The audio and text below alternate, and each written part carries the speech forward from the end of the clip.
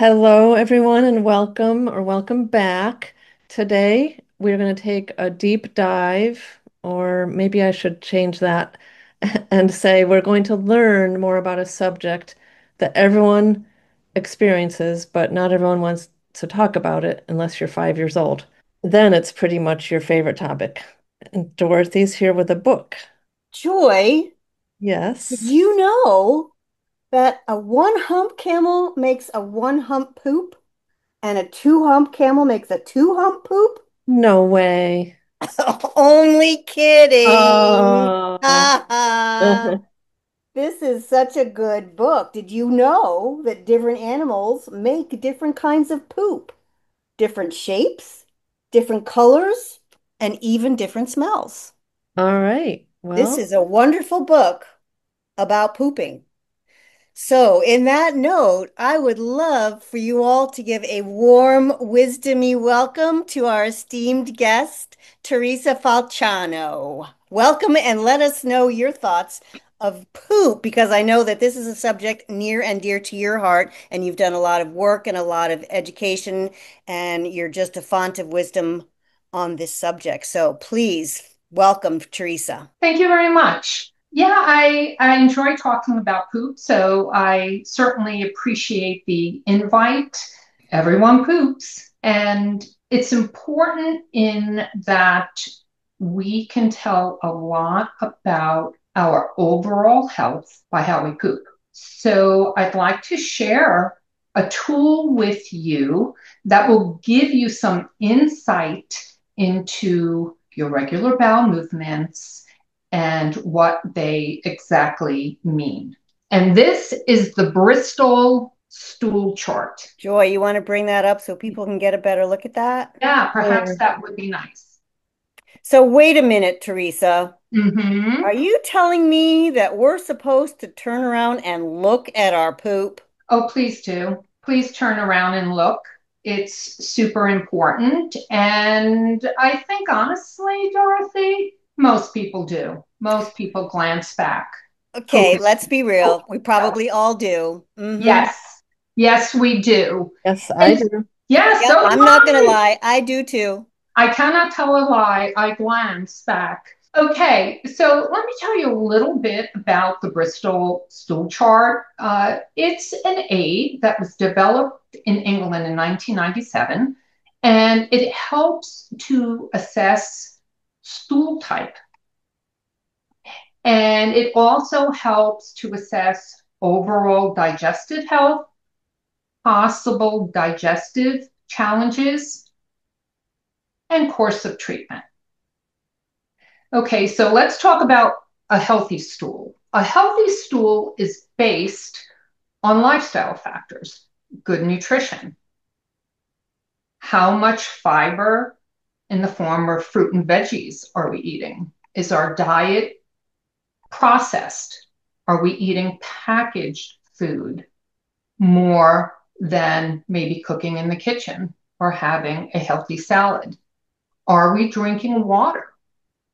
Now, I know there are people that, oh, I don't like the taste of water. We can solve that problem with essential oils and a little sea salt and some electrolytes. There's really no problem to lifestyle that doesn't have a solution. And then you got to ask yourself, what about your movement? Are you exercising? Are you taking a walk?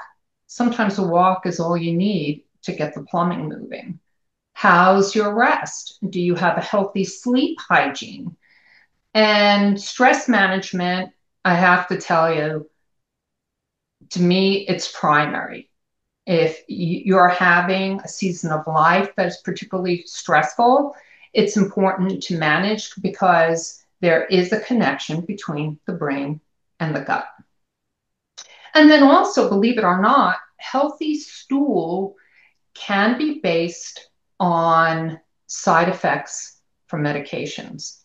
So I always tell my clients it is worth it to look when you are on a medication to see what the side effects, because one or the other, it could be constipation or diarrhea or somewhere in between. So that's really important to note. So what I want to know, Teresa, is which type is best? And I also had a part two to that question because I've talked to you before about this topic. Is there like a size? Like I'm not sure if this chart really shows us the size that we're talking about, but you had something about your elbow that I want to hear. Okay. Yeah, if you look at the chart, you can see that type 3 and type 4 is about where we should be. That's considered a normal bowel movement. But there are other indicators. Is your stool easy to pass? Are you having a daily bowel movement? Also, you could poop more than once a day, and as long as you're really within type 3 and type 4, you're okay. So what I like to tell my clients is your poop should be somewhere from your elbow to your wrist in length and tubular. And people are often shocked, but we need to put some emphasis on it's not just about, oh, it's coming out. I'm having a bowel movement.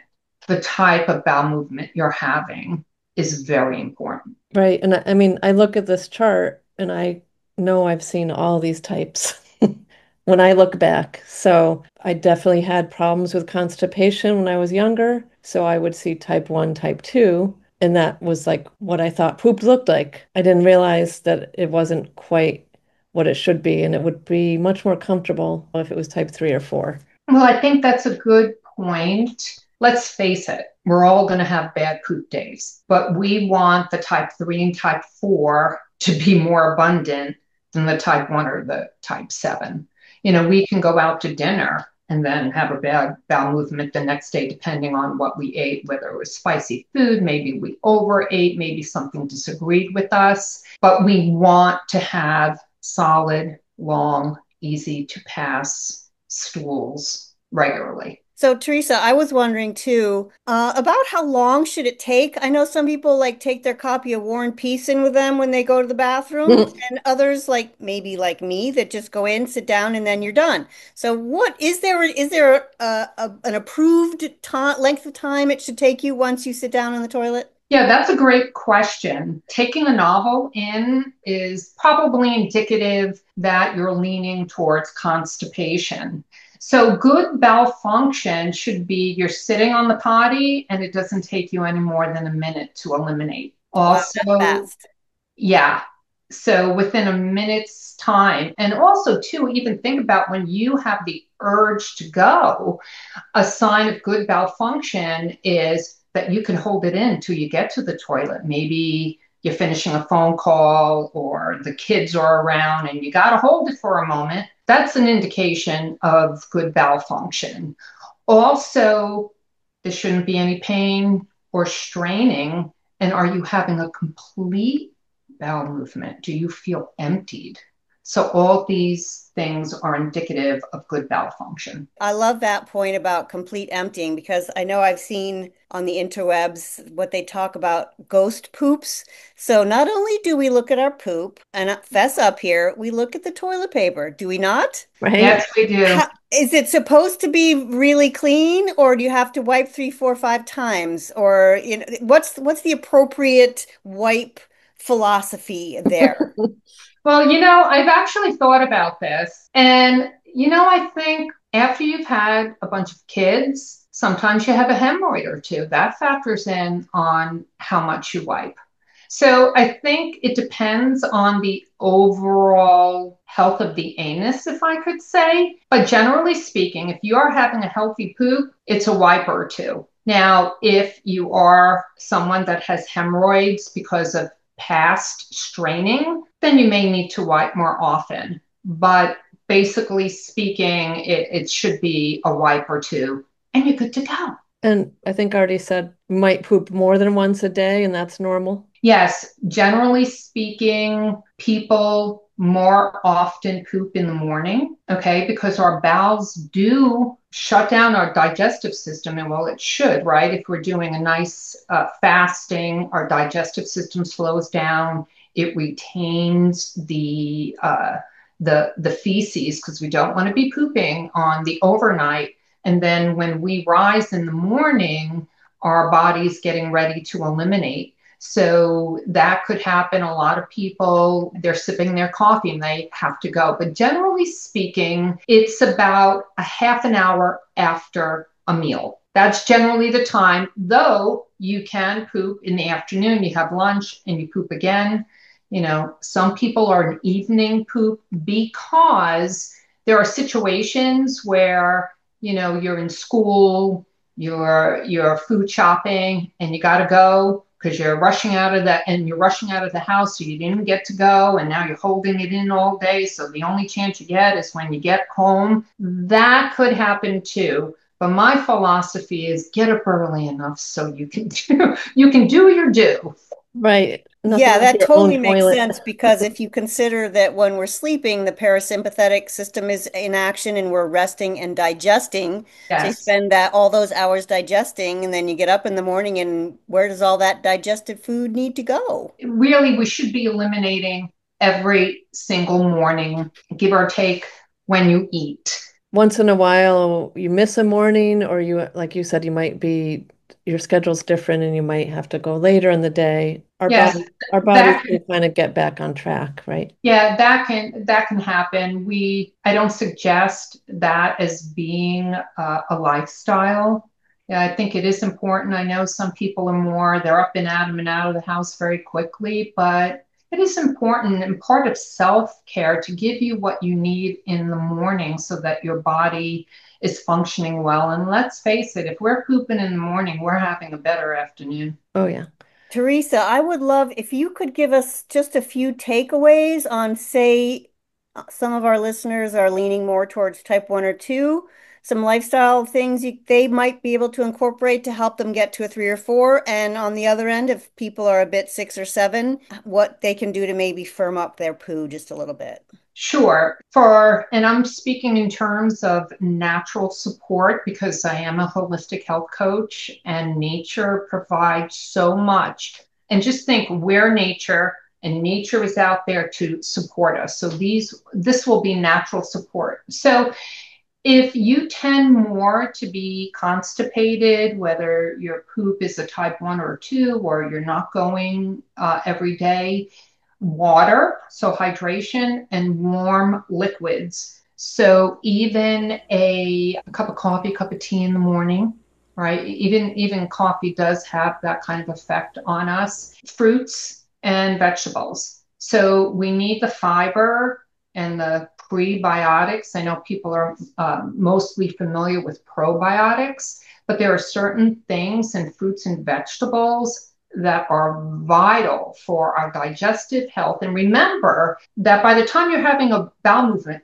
that's the end of your digestion process. So the fruits and vegetables will naturally help. Movement, exercise, some probiotics. You can get that from food. You can get that from fermented foods or a quality supplement. I find stress management also, if we're holding on to things, then our body's going to hold on to our poop. Some gentle massage in the descending colon, which is your lower left side of your abdomen, could be effective.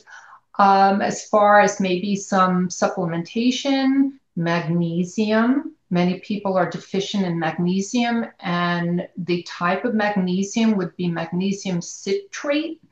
That can have a helpful effect if you're leaning more towards type 1 and type 2. There is also a fiber called psyllium husk, which softens stool.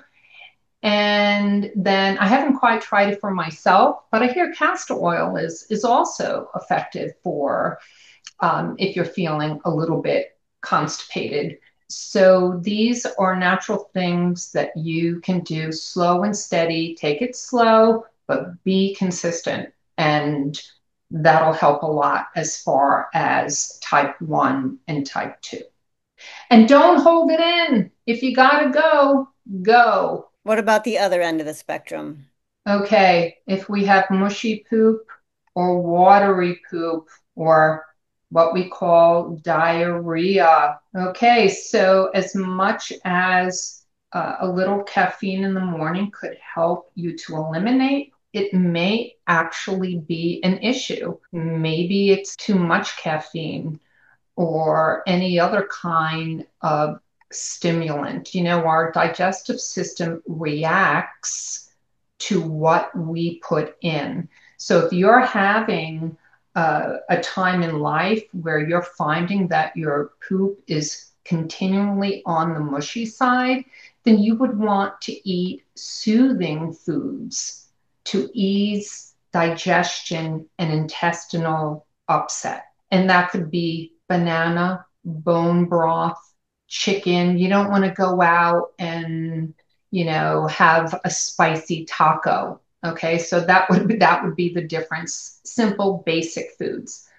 Hydration, whether for constipation or diarrhea, is important uh, because if your bowel is retaining a lot of water, and that in part is what type 6 and 7 is about, you're losing a lot of water. So you want to stay hydrated. Again, stress management is vital because if you're nervous up here and upset up here, right, in your thoughts and in your brain, it's going to translate via the vagus nerve to your digestive system.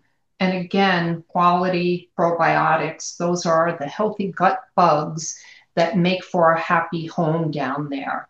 Aloe vera juice is another means of natural support, and low FODMAP foods. So just a basic education on that. Fruits and vegetables and dairy, they have certain sugars in them that normally we're able to digest. If you're hanging around type 6 and 7, avoiding certain foods that are more fermentable in the colon can help ease symptoms. If anyone needs support in that, they can certainly contact me. And then the other thing is I like essential oils a lot. We all love our essential We oils. do. Yeah, they're the strongest part of the plant, and sometimes I always need targeted support. I love using, this is Digezen, and it's a blend of essential oils that work synergistically to support the digestive system. So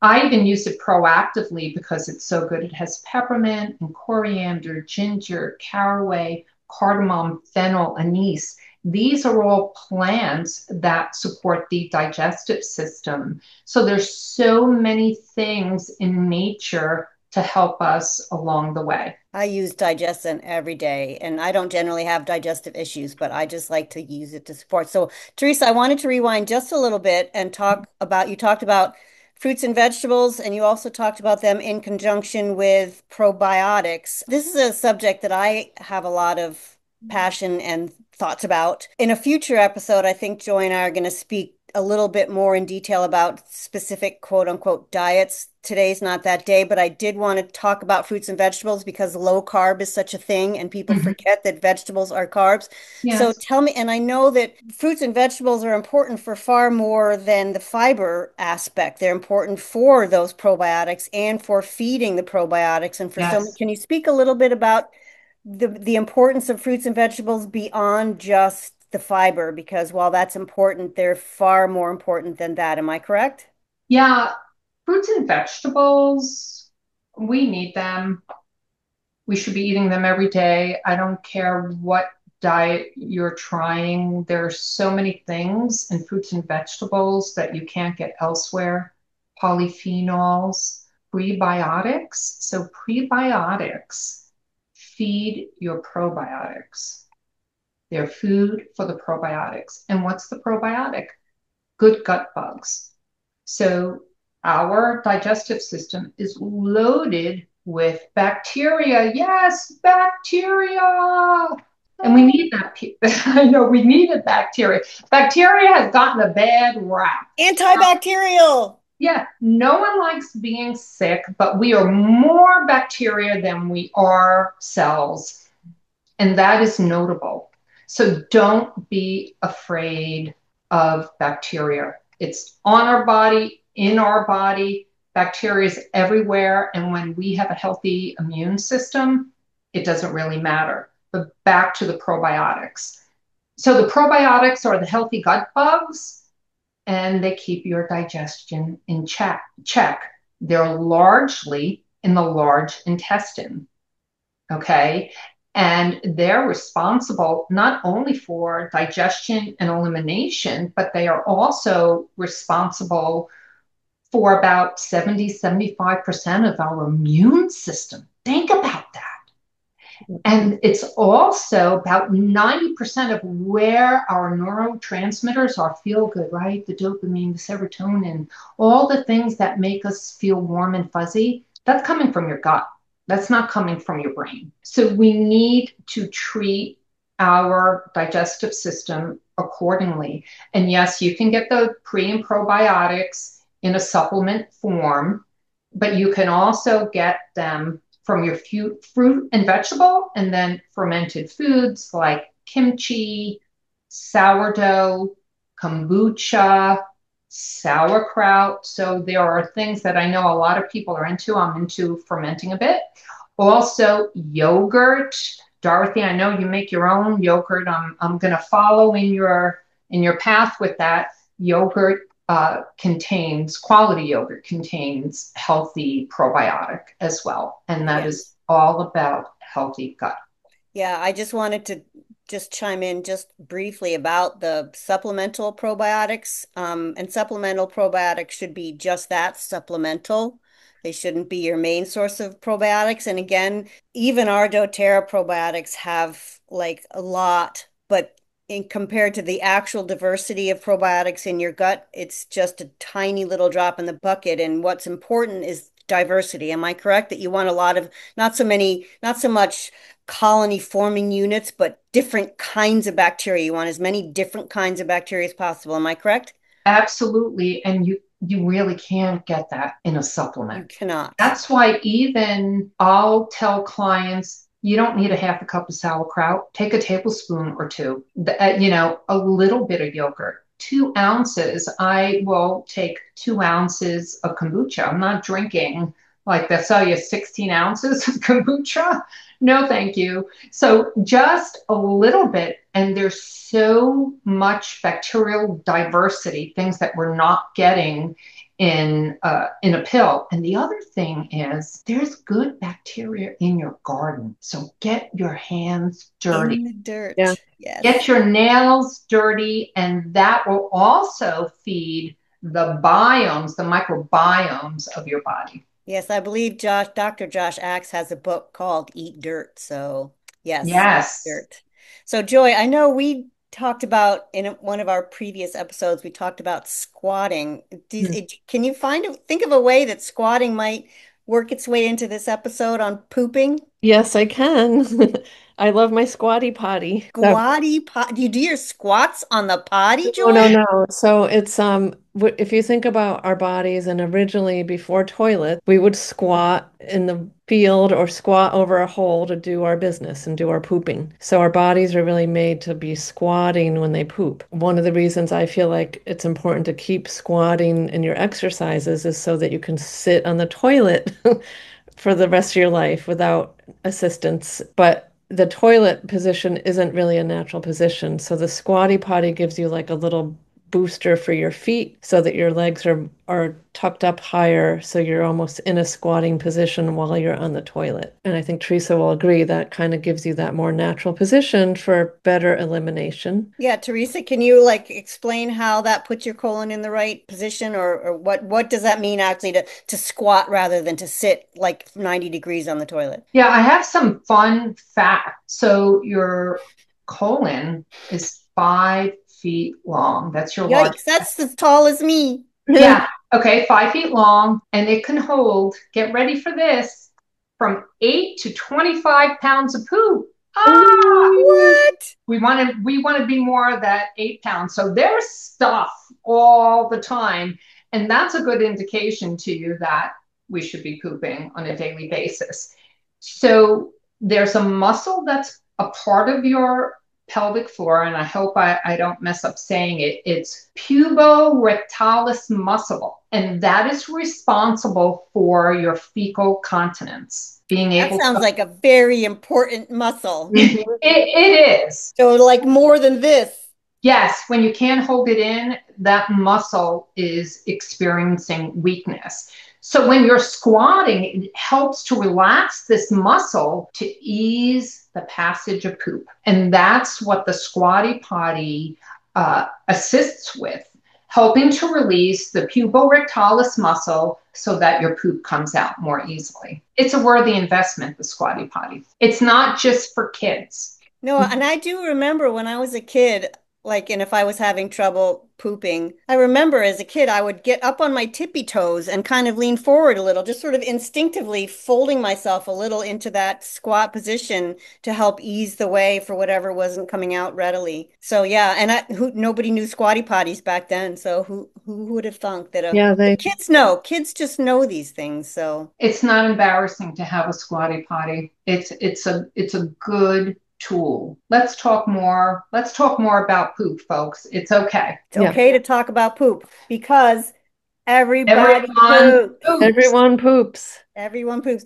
So, Theresa, this is kind of an interesting subject for somebody to make their life's work. Can you tell us a little bit about what brought you to this fascination with poop? It was through an experience that I had about 7 years ago. I had a serious gut affliction that I chose and I did. I healed holistically.